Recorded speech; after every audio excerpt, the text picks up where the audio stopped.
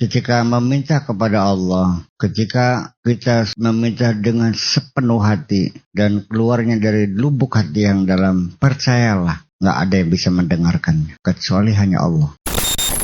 Ketika sir itu berbicara kepada Allah, hanya Allah lah yang tahu. Ya, sampai-sampai tidak ada saksi kecuali hanya Allah. Malaikat pun tidak bisa mengintip apa yang kita sampaikan kepada Allah. Malaikat pun nggak tahu, nggak bakal tembus. Bismillahirrahmanirrahim. Jadi bisa kita bayangkan bagaimana orang yang tenggelam di tengah lautan, dalam keadaan sudah tidak ada lagi harapan kecuali kita harus minta tolong sama Allah itu. Awidhalli, orang yang tersesat fitihil kifari, ya, dalam ketersesatan kesendirian, al-kifar artinya di padang pasir yang kosong blong, langka wang langka wing. Iya.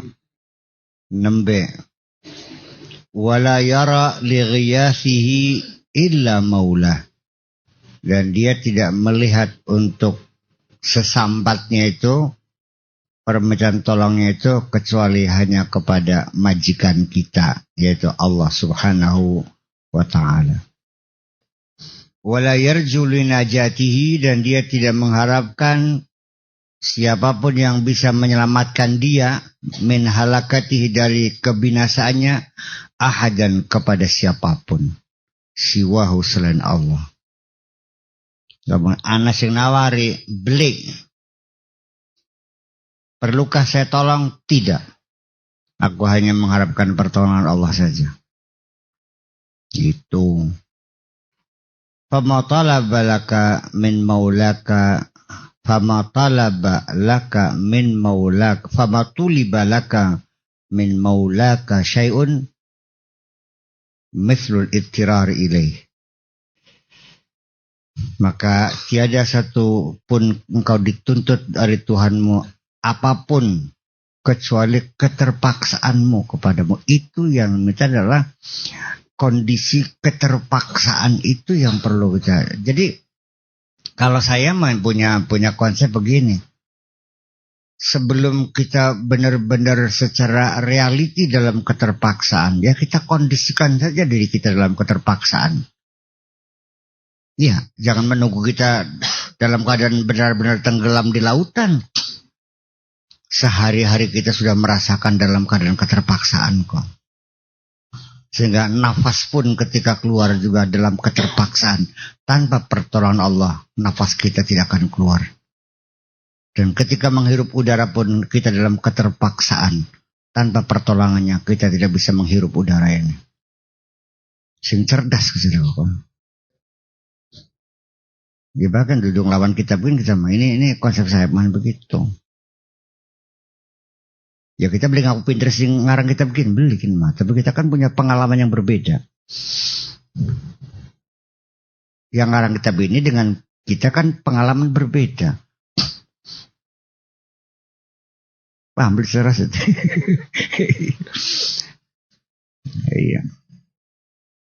Makanya sekali lagi ketika kita itu masih merasakan mempunyai kemampuan, masih ada sesuatu yang diandalkan, mustahil kita akan merasa terpaksa.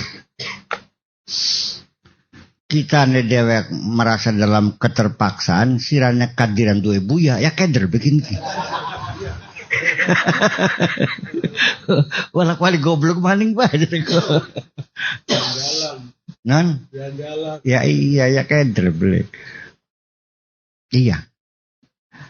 Jadi yang dinanti Allah, yang ditunggu oleh Allah, yang diharapkan oleh Allah dari semua apa yang terjadi atas dirimu itu, kapan kau akan merasa terpaksa meminta kepadaku? Konankah?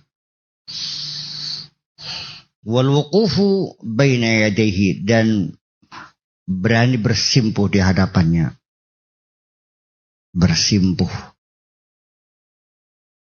Baka silama denggule misaya.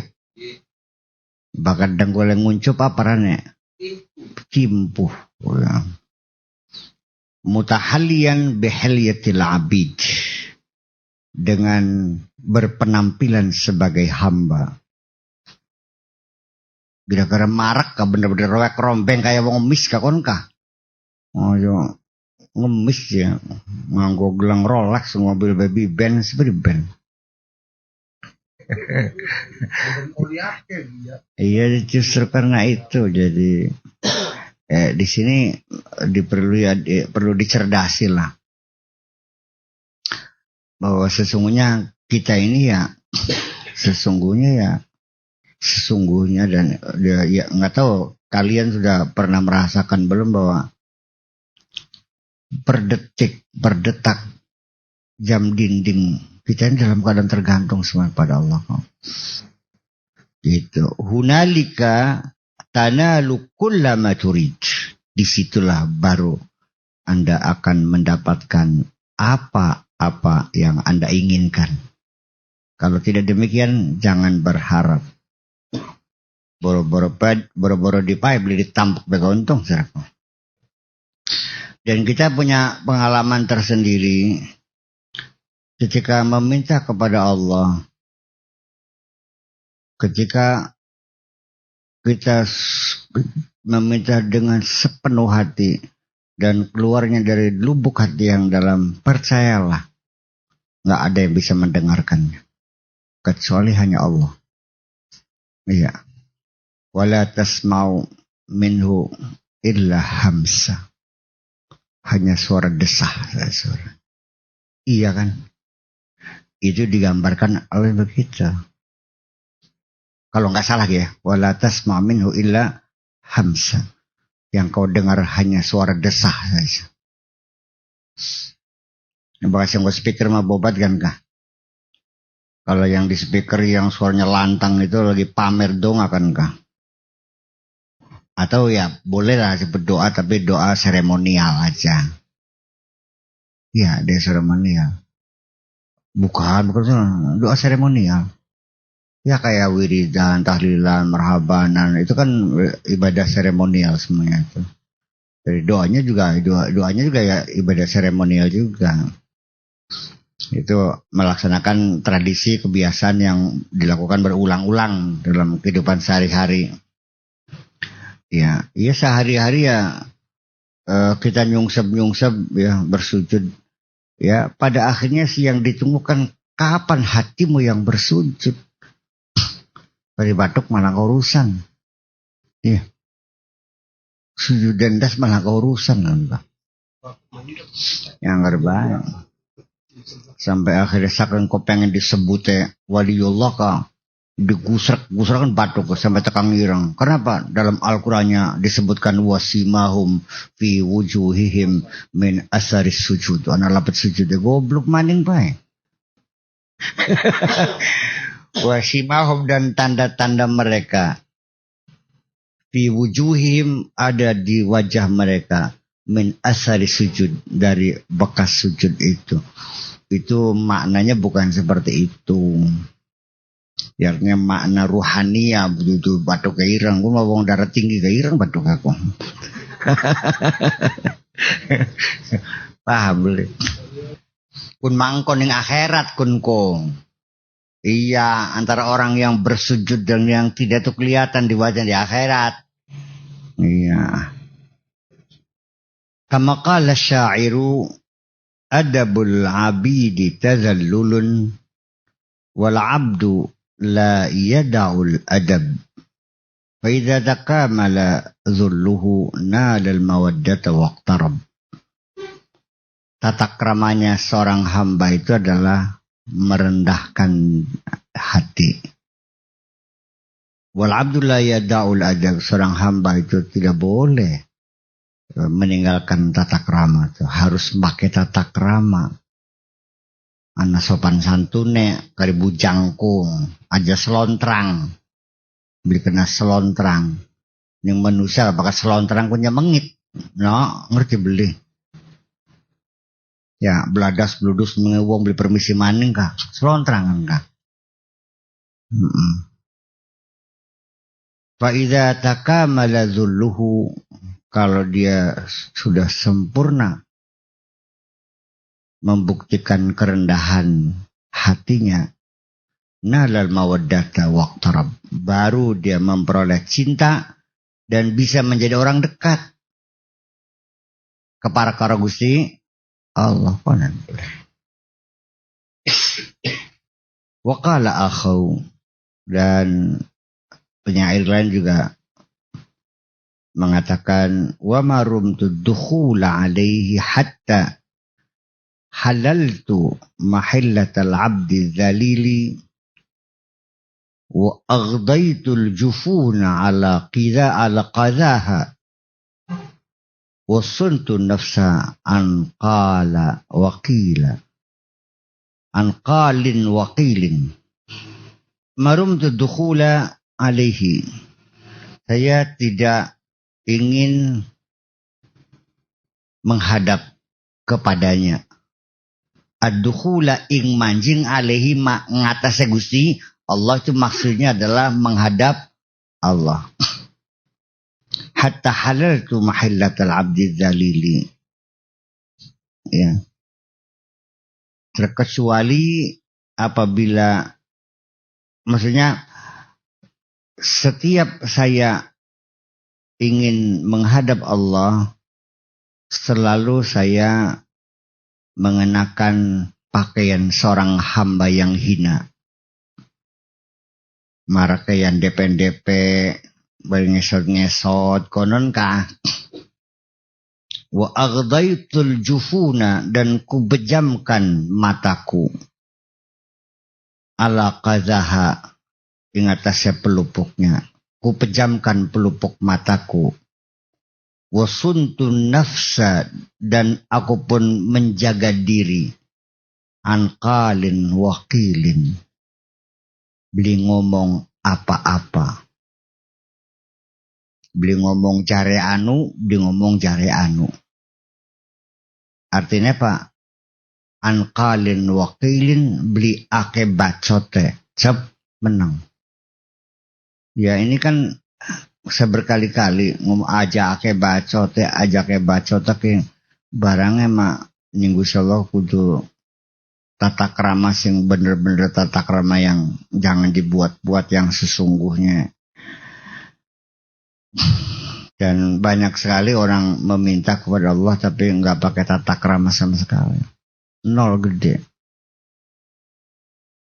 Iya, langkah tata kramanya kah?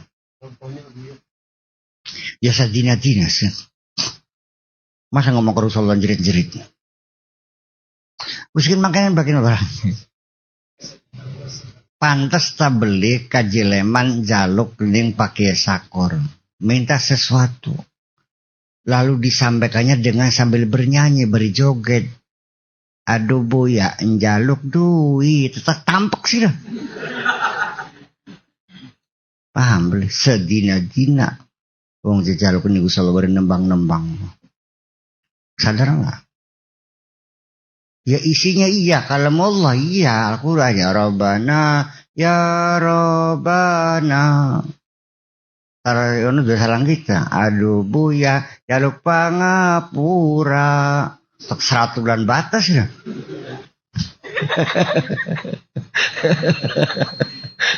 Ya dari Gusti Allah mangapura bae Gusti Allah manik laku cira mokoran kono.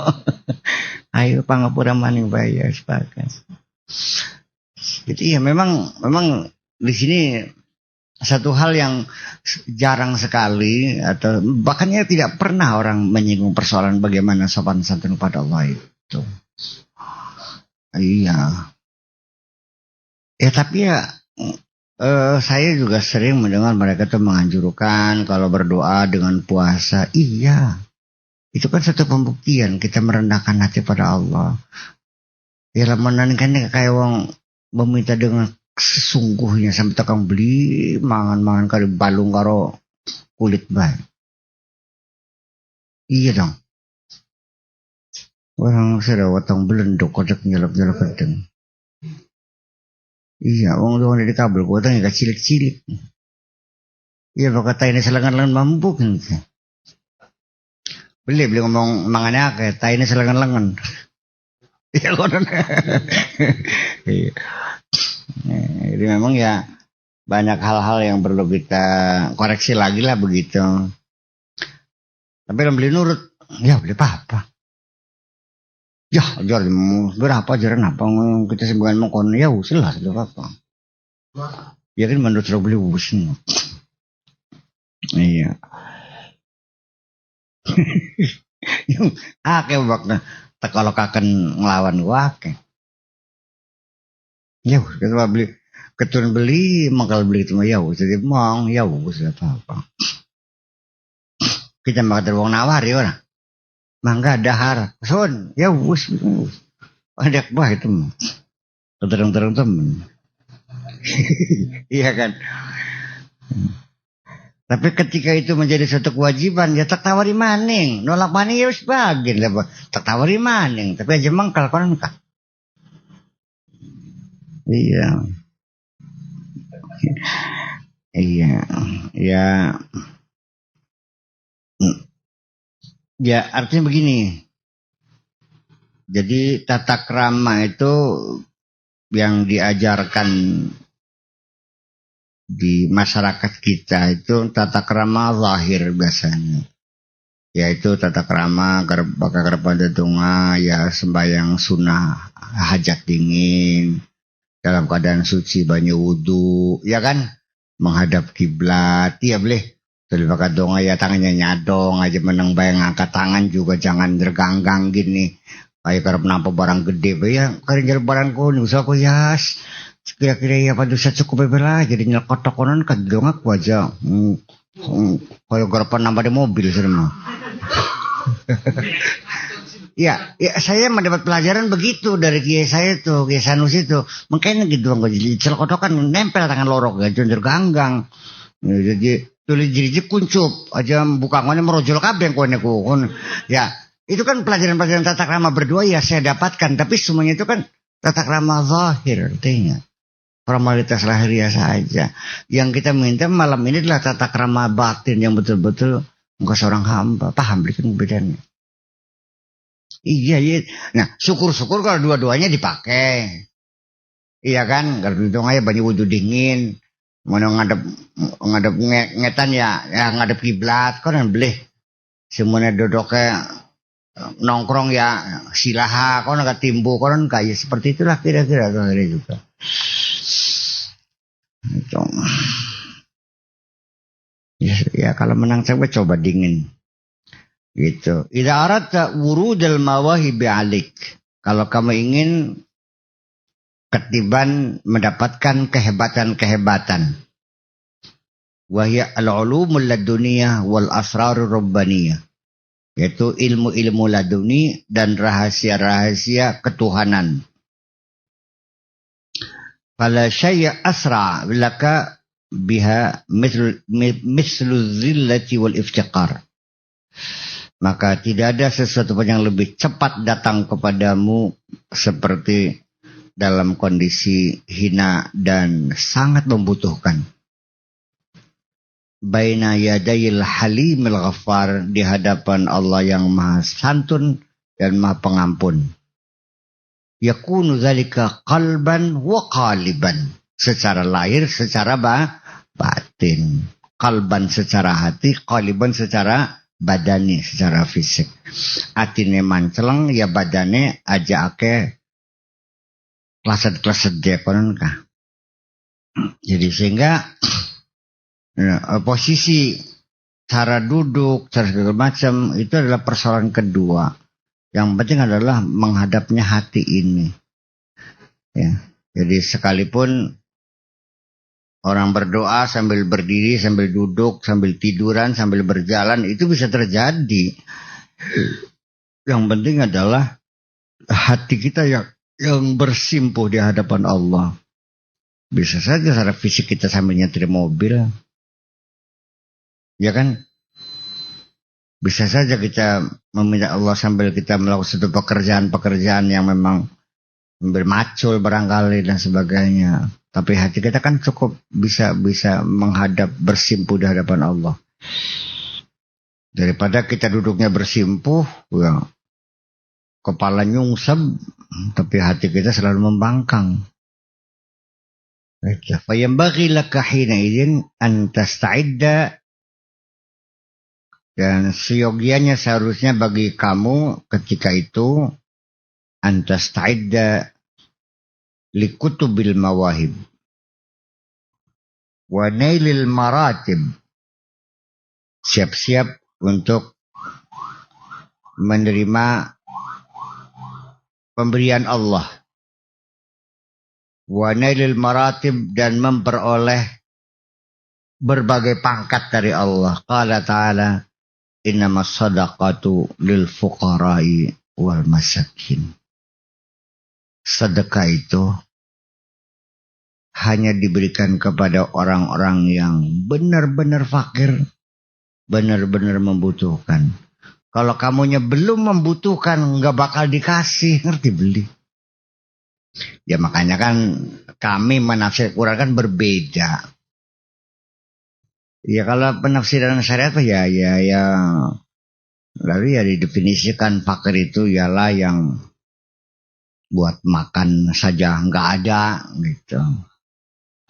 Coba kalau miskin itu buat makan mah ada, tapi untuk pendidikan kesehatan nggak ada. Iya, sini artinya orang-orang yang benar-benar sangat membutuhkan baru dikasih oleh Allah. Kalau kamu masih merasa cukup, masih merasa punya kekuatan, masih merasa punya harta, masih ngerasa sugih, boro-boro masih dibayar kok.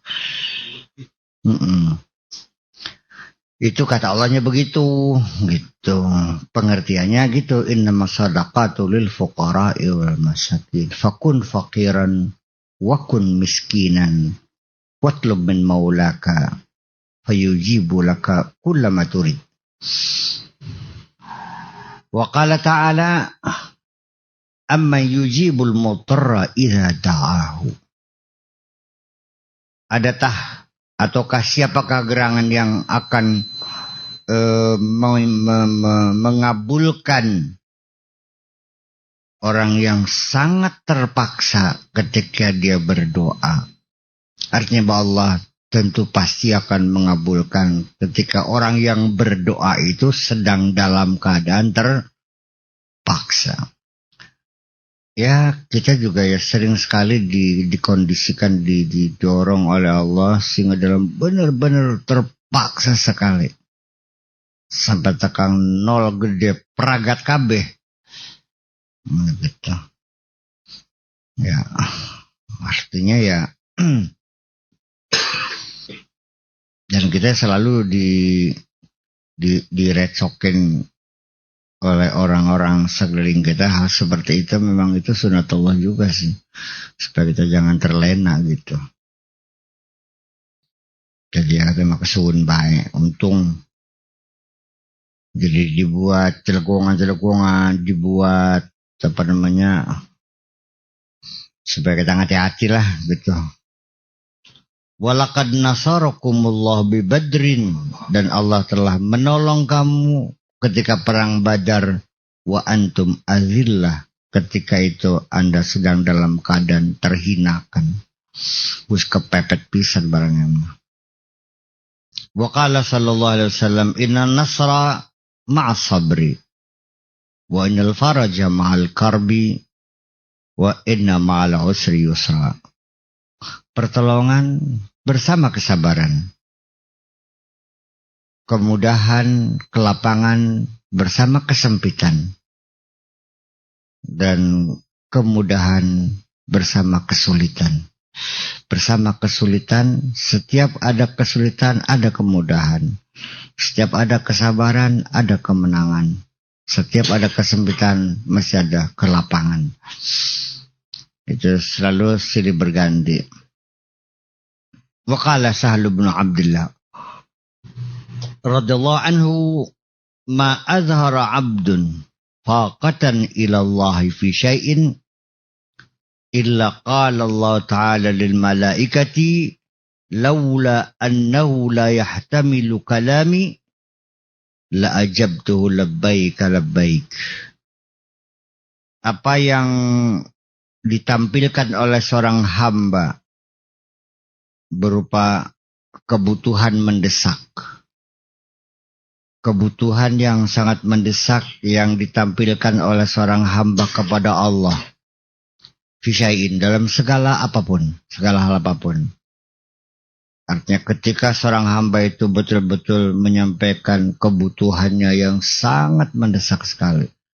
Menampilkan kemiskinannya, kehinaannya, faqa itu kepapaan. Papa itu artinya sudah nggak punya apa-apa. Illa qala Allah Ta'ala lil malaika, kecuali Allah berkata kepada para malaikat.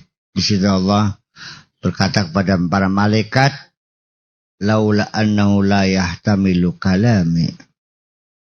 Kalaulah seandainya bukan karena begini. Kalau seandainya dia mampu menyanggah firmanku, pasti akan kujawab labbaik labbaik. Lamun kuat nyanggai ka tak sahuti ki. Kalau dia itu mampu menyanggah firmanku, pasti akan kusahuti dia labbaik labbaik. Kayak lamun Gusti Allah ngomong nun tuli kurungu remak sirake. Ngorong nandun ya Gusti Allah ngerti boleh. Artinya Pak, ya saking Allah benar-benar menjanjikan akan mengabulkannya. Iya, labbaik. Apa itu? Ya nggak hilang ya, maknanya begitu. Ya kalau lahnya di mananya, maknanya nggak paham nantinya. Itu begitu kira permainan kata-kata tuh. Kalau seandainya dia tidak mampu ngomong ke jaket dulu bahasa Arab, ngomong bahasa Arab. Aduh sewang-sewang bahasa Indonesia. Jadi kudu paham dewek. Bagaimana kita selempangnya beli paham saya dengan kuane. Ya beli. Lamun tah kono ku ora satuhune wong mau layah tamilu ora sanggup memikul kalami kata-kataku la ajabtuhu, tentu akan kujawab. Kalaulah bukan karena ketidakmampuannya, wis konon bahasa Indonesianya. Kalaulah bukan karena ketidakmampuannya untuk memikul firmanku, pasti ku jawab labbaik. Ya bisa begitu, tapi ya ruwet bahasa Indonesianya. Kalaulah bukan karena ketidakmampuannya, karena dia tidak mampu, maka tidak ku jawab labbaik. Tuku kabulkan aja cek wis kono bae cek wis. Ya, ditek aja ngomong maning wis balangaken bae. Kono beli. Tapi yang karena tidak mampu, ya begitulah. Kalau mampu tak jawab, iya priben jero apa sirane kono boleh. Kanjeng Nabi wan semaput lho kan wahyu kok ngandel besir. Nah, sampai keringat dingin sejagung-jagung. Ya, karuan Siti Khadijah sing tukang ngesapi keringatnya mah. Orang sira siapa sih kalau mau sampai keringatnya sirane. Itu wa idza talabta dukhula ma'al ahbab faqif dhalilan haqiran bil bab hatta yarfa'a bainaka wa bainahu al hijab min duni hilatin minka wala asbab innama huwa fadlu minal karimil wahhab. Ini kalimat bersajak nih. Kalau kamu pengen masuk menghadap kepada kekasih, ya berdirilah hina, ya, rendah hati di depan pintu tuh. Konon ngetok elong-lonan. Aduh kabrok. Assalamualaikum. Ya tok. Assalamualaikum.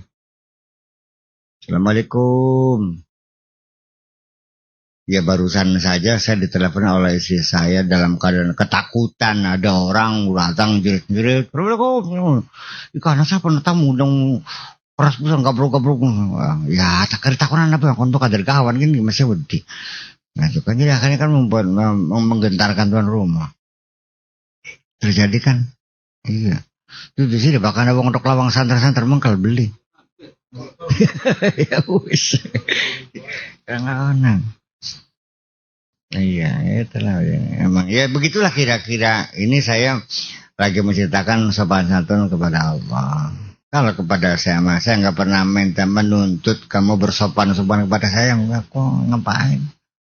Sopan-sopannya beli-beli ya, no. Aku jadi sirabe pun mau untuk pribadi saya mah.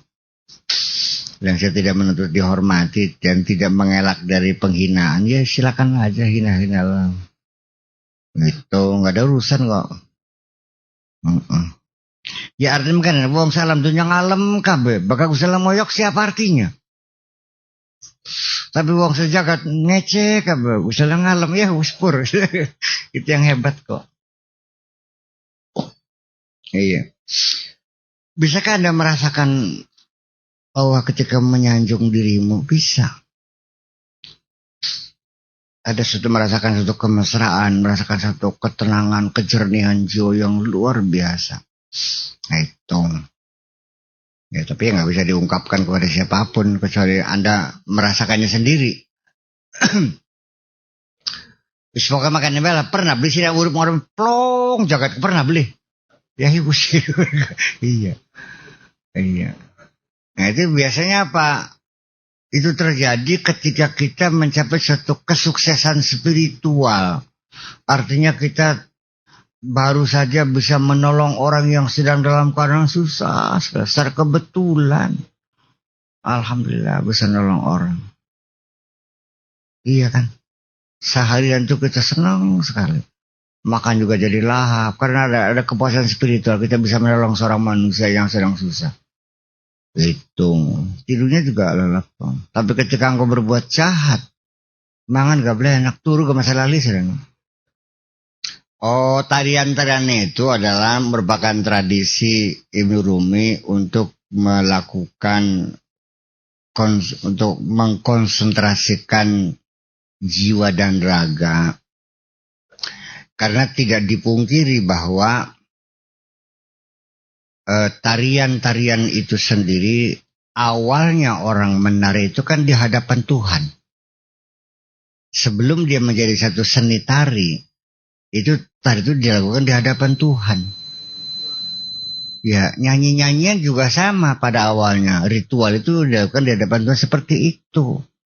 Nah, baru setelah keluar dari tempat peribadatan, dia berkembang menjadi satu kesenian musik, seni tari, berkembang menjadi lagu-lagu pop, lagu country, lagu jazz, dan sebagainya, kan begitu.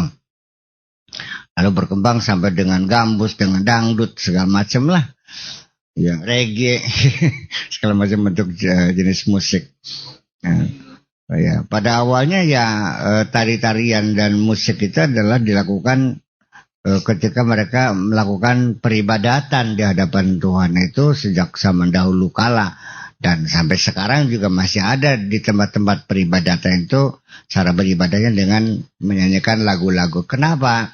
Karena dengan menyanyikan itu kita lebih terkonsentrasi daripada kita dengan suara mendatar. Jadi kita lebih menjiwai ketika kita dengan menyanyi. Kita sendiri juga merasa ketika menyanyi kan kita jiwa kita ikut ini. Nah makanya yang dibangun oleh Jalaluddin Ar-Rumi, tarian-tarian semacam itu biasanya tariannya ya sangat sederhana, berputar-putar gitu dengan lingkaran-lingkaran, membentuk lingkaran-lingkaran apa itu. Dan itu membuat orang jadi lebih terkonsentrasi. Malah sampai kepada tingkatan jazab ya, sampai tak lupakan diri gitu. Kadang-kadang seperti gemeteran, seperti tak sadarkan diri gitu. Nah itu memang itu satu pola metode untuk pendekatan. Tetapi kalau kita sudah mampu untuk berkonsentrasi tanpa harus menari-nari, ngapain? Itu persoalannya. Ya sah-sah saja itu persoalannya. Dan itu memang saya melihat memang cukup efektif juga. Di sini juga ada ini di Panguragan ya, di Syahadatain Nabi Umar itu mereka sambil menggoyang-goyangkan tangan, kepala dan sebagainya berdiri kan gitu. Dan itu suara itu menggema menjadi memang sangat bisa meremakan bulu roma kan gitu. Ya kan begitu kira-kira dalam proses itu. Ya, iya boleh-boleh saja silakan kalau memang itu harus melalui cara-cara seperti itu. Nanti di penghujungnya adalah ya nggak lain kecuali face to face kepada Allah itu. Iya dong. Iya. Nah, ya sampai-sampai tidak ada saksi kecuali hanya Allah. Malaikat pun tidak bisa mengintip apa yang kita sampaikan kepada Allah. Malaikat juga nggak tahu, nggak bakal tembus. Ketika sir itu berbicara kepada Allah, hanya Allah lah yang tahu. Malaikat pun nggak tahu. Iya. Ya, sir itu apa ya? Sir itu dari kata sirun itu ya palung hati, kedalaman hati yang paling dalam lah, yang tidak terjangkau oleh radarnya malaikat itu nggak bisa nangkep. Tidak ada anti radarnya gitu. Pesawat apa Amerika yang pemberi anti radar tuh ada yang jatuh juga itu, Bang. Jatuh ya ada apesnya juga, namanya teknologi ada aja apesnya tuh yang bisa jatuh kok. Yang anti radar itu nggak bisa disadap itu dengan kecepatan supersonik, yang kecepatan 3 kali kecepatan suara. Jadi kapal itu sudah jauh itu baru kedengaran suaranya. Sudah nggak kelihatan kapalnya itu udah baru kedengaran suaranya. Wes, gelegernya itu sudah kapalnya sudah ke Surabaya baru terdengar gelegernya. Itu. Ya, ya sudah pasti dengan apa jet. Mesin jet itu mesin bukan kapal. Mesin itu mesin jet gitu ya. Dengan ya sebetulnya ya kalau sana kita bikin mesin dompeng juga bisa aja dengan sistem jet asal RPM-nya gitu kita tingkatkan sekian puluh ribu kecepatan ya. Saya kira paling-paling ya baling-baling yang melesat. Iya kan? Ya nggak usah bingung-bingung lah. Puli yang diameternya itu 1 cm. Kaitkan dengan puli yang diameternya 3 cm. Betapa kecepatan puli yang 3 cm ini, ya kan? Ketika puli yang diameter 1 meter itu diputar sekali putaran, berapa kali dia memutar itu, ya kan? Lalu puli yang 1 cm ini dikaitkan lagi dengan puli gandengannya 1 meter lagi, ya kan? Lalu dikaitkan lagi dengan puli yang 3 cm lagi. 10 kali lipat saja. Saya kira nggak usah lama-lama. Saya kira burak santak apa gini. Iya kan. Kecepatan RPM yang berlipat ganda. Nah jet itu dibuat sedemikian rupa ya. Dengan kecepatan tinggi sehingga dia bisa udara itu masuk dan keluar lagi itu mendorong mesin itu. Itu kira-kira begitu. Kecepatan jet. Ya itu teknologi persoalannya. Jadi bukan nama pesawat jet namanya, jenis mesin jet kan gitu. Kalau helikopter itu sistem baling-baling namanya juga, ya kan begitu. Itu dia mengangkat dengan kecepatan baling-baling. Ya sangat berbeda kemampuan kecepatan. Kalau pesawat helinya saya kira nggak akan cepat larinya kan, karena dia hanya punya kekuatan torong. Nah itu sampai seperti tapi sudah dibuat lagi beberapa 10 tahun yang lalu, itu pesawat yang bisa naik seperti helikopter kan gitu. Jadi dia bisa turun di mana saja kan gitu. Dia bukan helikopter tapi mesin jet juga, tapi dia bisa dirakit mesinnya sehingga dia bisa seperti naik lah baru melesat begitu. Dan pada akhirnya kita berbicara masalah teknologi.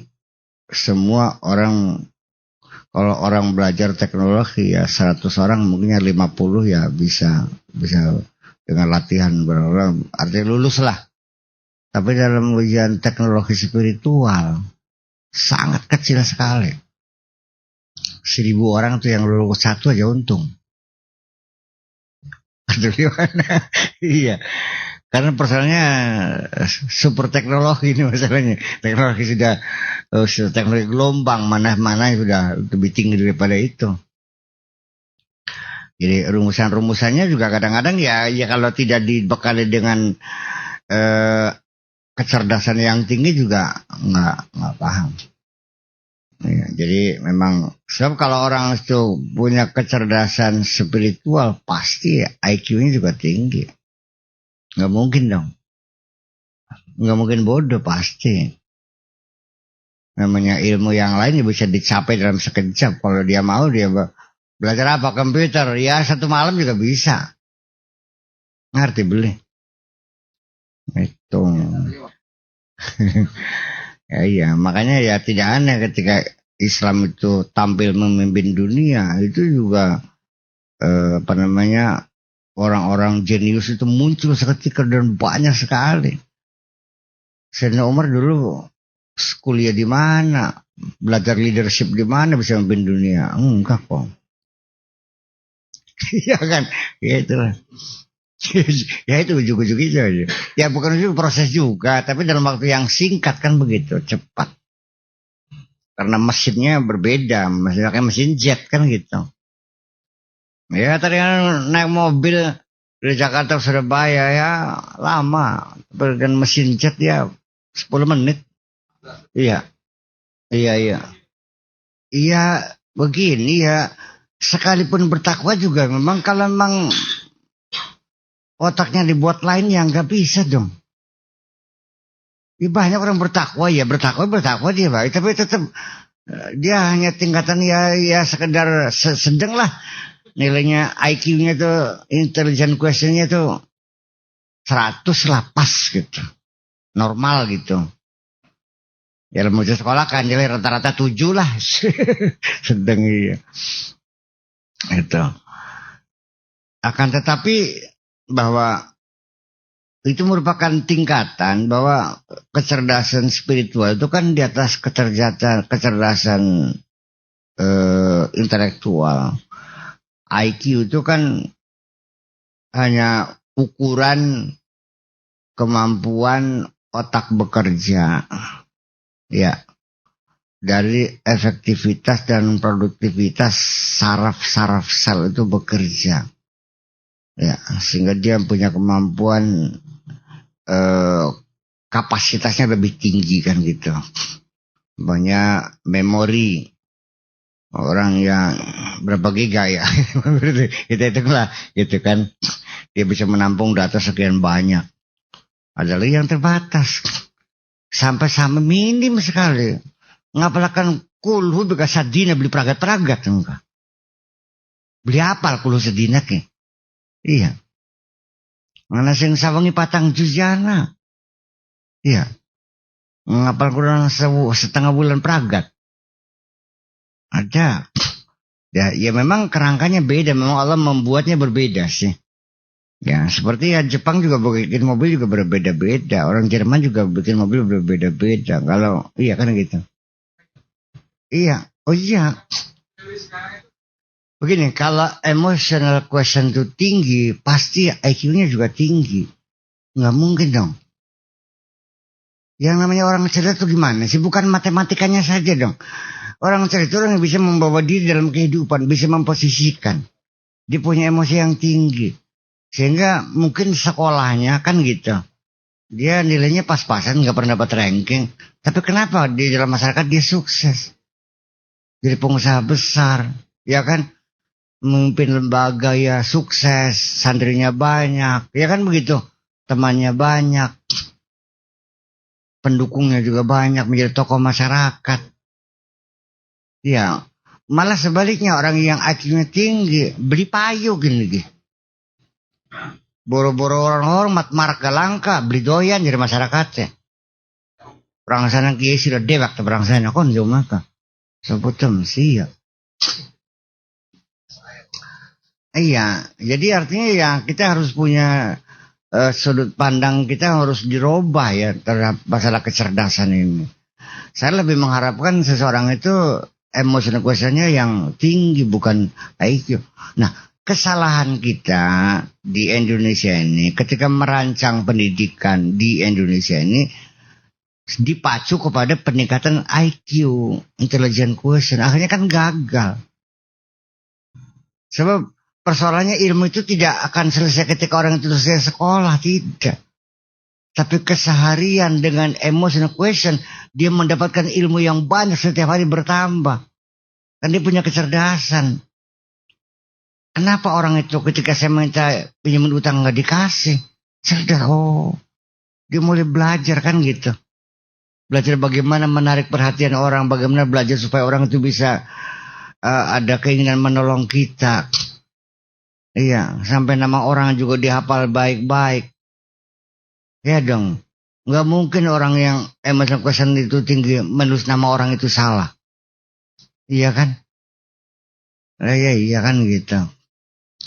Dan siapa sahabat rekanan yang lahir tanggal sekian ulang tahun dia ingat kok. Jadi ya memang pada akhirnya kekeliruan pemerintah Indonesia ketika merancang pendidikan mengacu kepada peningkatan IQ akhirnya menjadi gagal.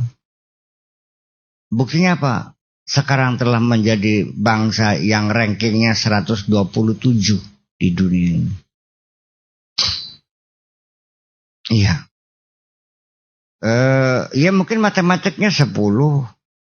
Tapi dia tidak bisa hidup di dunia ini. Pelanga, pelongo. Iya. Orang yang sekolahnya pas-pasan, kita nggak usah cerita jauh-jauh lah. Kita nggak usah cerita Rockefeller, nggak usah cerita Howard Duke bagaimana dia menjadi raja minyak. Wis kaji warjim Jati Barang, wis. Tentu ada temen sih. Iya, juragan beras Jati Barang kah. Sampai tegang dulu kang ngutang kaji warjim kok. Dia punya kecerdasan emosional yang sangat tinggi. Dia bisa memprediksi harga beras bakal naik tanggal sekian setelah panen, bisa ngitung dia. Dan setiap dia itu transaksi beras selalu untung. Barang sing dengan sekolahnya ranking, boro-boro bisa jadi saudagar, bisa ngumangan bekengelan aja. Paling-paling ngarap-ngarap wong mati.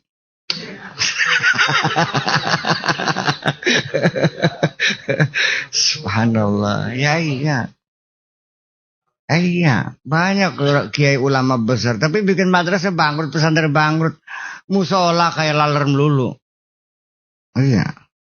Iya kan? Jadi hidup itu kan bukan terpaku kepada masalah persoalan dengan disiplin ilmu, keilmuan, enggak ada urusan. Hidup ya, jadi orang itu hidup di alam yang nyata gitu. Iya, dia bisa memposisikan diri.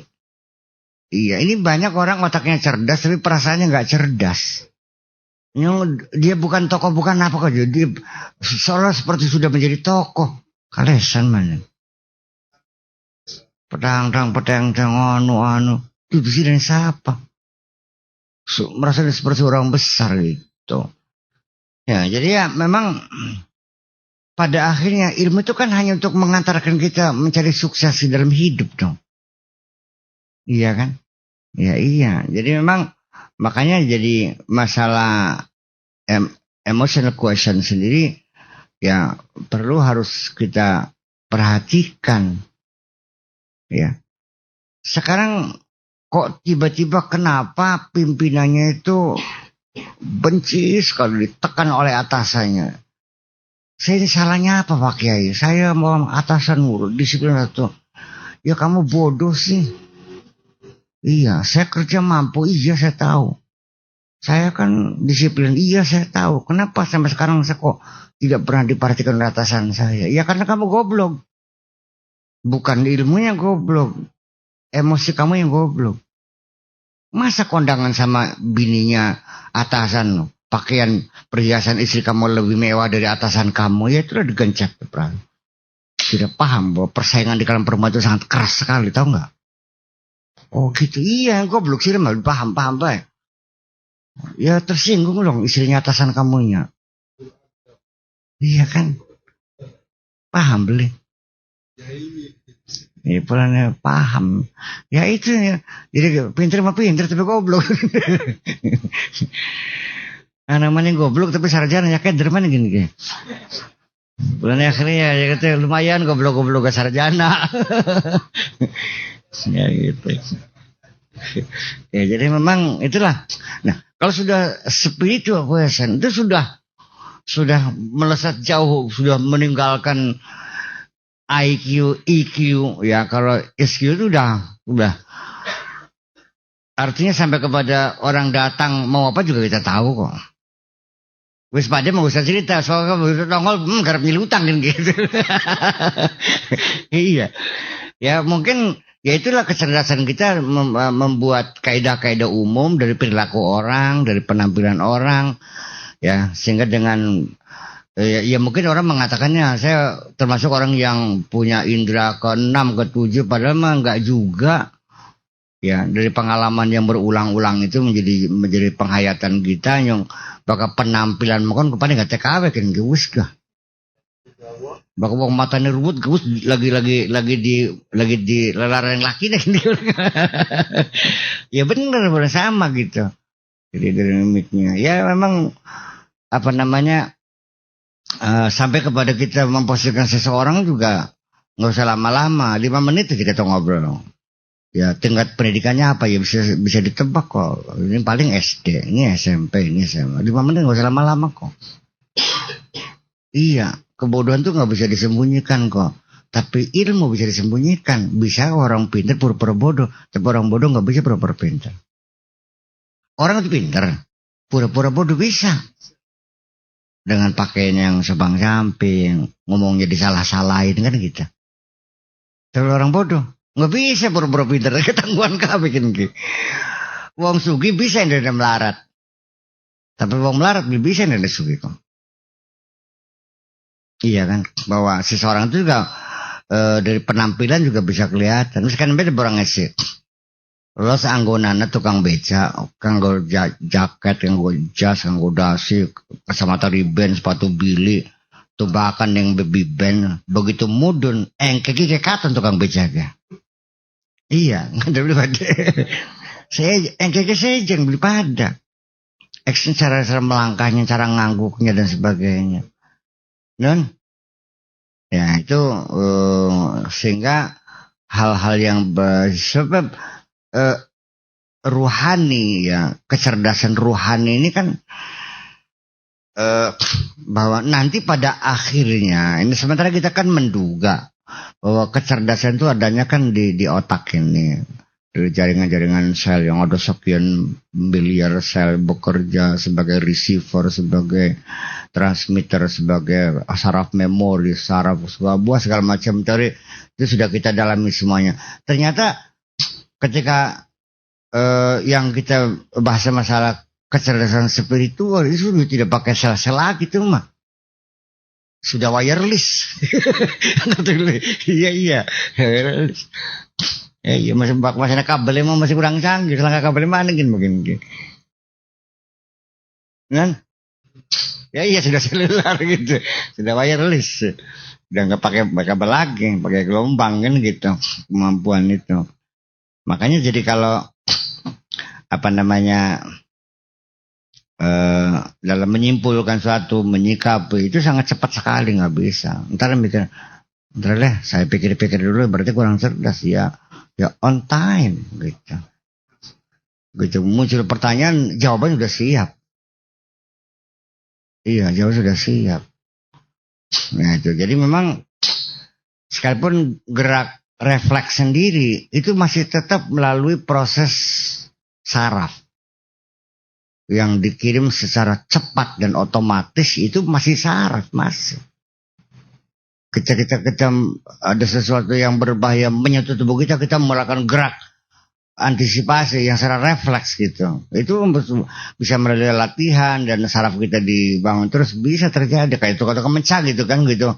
Begitu belatil melesat begitu dia sudah bisa menangisnya itu masih tetap melalui saraf, melalui jaringan saraf juga tuh. Iya, tapi kalau sudah kecerdasan spiritual ya sudah enggak lagi. Nah, yang berfungsi bukan aklun, nantinya kolbun. Hati dia berfungsi lebih dari otak. Paham nggak? Kecerdasan hati dengan kecerdasan otaknya lain dong. Dan ya tinggi hati dong, spiritual question itu. Gimana lagi? Seseorang memahami dengan otaknya, betul kan? Tapi kenapa dalam Al-Quran dikatakan walahum qulubun la yafqahuna biha? Mereka punya hati, tapi hatinya tidak bisa dipakai untuk memahami. Di dunia otaknya cerdas, bisa paham, tapi hatinya yang tidak paham. Bahwa orang itu belum punya kecerdasan spiritual. Spiritual mana? Iya. Mendengar dengan telinga, melihat dengan, berpikir dengan hati. Dia bisa berpikir, dia bisa melihat, dia bisa mendengar. Iya. Itu makanya. Jadi ya, kalau telinga kita mendengar, ya dalam batasan tertentu ya, sekian meter, makin jauh makin sayup-sayup, dan akhirnya tidak terdengar. Karena radar yang kita pakai gendang telinga dan radar yang daun telinga yang menampung gelombang suara sendiri juga suara sudah buyar di tengah jalan. Tetapi kalau yang mendengar ini hati, bukan hanya orang menjerit, keluh kesah orang di dalam hati pun terdengar.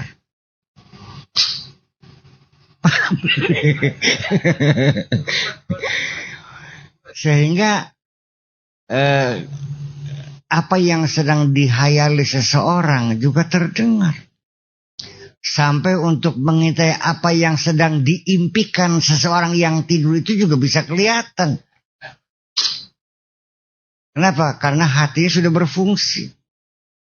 Iya, Mas Evan. Ya, di antara kalian semua baru Mas Evan yang saya buktikan bahwa betapa hebatnya Allah. Ya, tapi saya tidak akan berulang-ulang sulap-sulapan dong. Memangnya lagi adu kesaktian. Setan juga kadang-kadang tuh. Enggak ternyata tidak efektif. Ya, tapi ya pendidikan inilah kita bikin sekolah, bikin pesantren nih ya.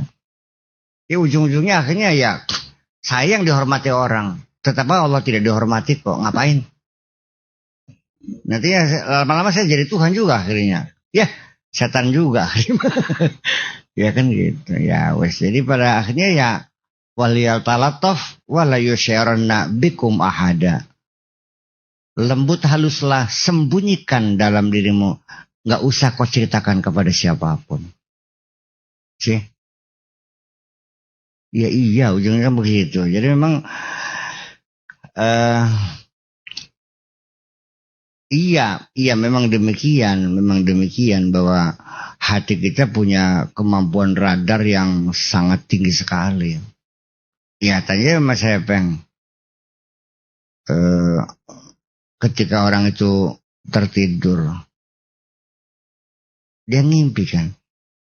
Dalam mimpi kan berdialog kan dengan makhluk-makhluk impiannya. Ketika dia berdialog menggunakan bahasa enggak? Menggunakan bahasa enggak? Bahasa batinnya kan. Mengeluarkan gelombang enggak? Ya mengeluarkan gelombang kok. Sedikit ngobrol asik teman ngobrol. Pantesan demenan bengen tekaman. Ya Mas Epeng, lu mau beli? Ini kan jadi persoalan. Ya istilah itu bisa berubah ya. Ya asalnya kan hal semacam itu kan tanpa istilah. Kenapa kita membuat istilah supaya orang paham? Iya kan? Ini namanya apa? Kalau ini, kenapa diberi kacamata? Supaya jangan saru dengan gelas. Kalau ini namanya korek. Setiap apa saja yang berbeda harus diberi nama yang berbeda. Sesuatu yang mirip, tapi ada sedikit perbedaan, juga harus ada istilah yang berbeda lagi. Sira mandeng ora. Tapi masih kedap-kedip, masih mandeng. Bakal beliau kedip-kedip melotot artinya kan kah. Jangan dikatakan melotot sama dengan mandeng.